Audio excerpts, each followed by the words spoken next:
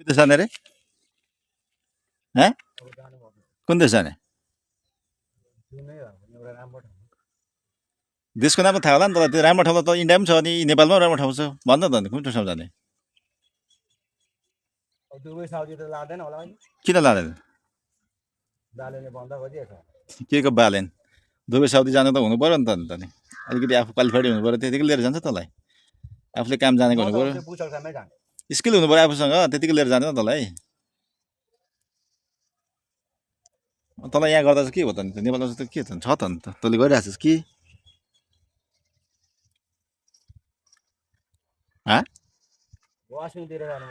कस्तो वासिङ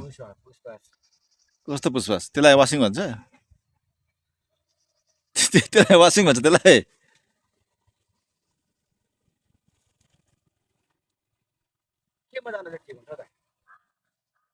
त अलिक बेसी गफर छ अब गफको काम हुँदैन माने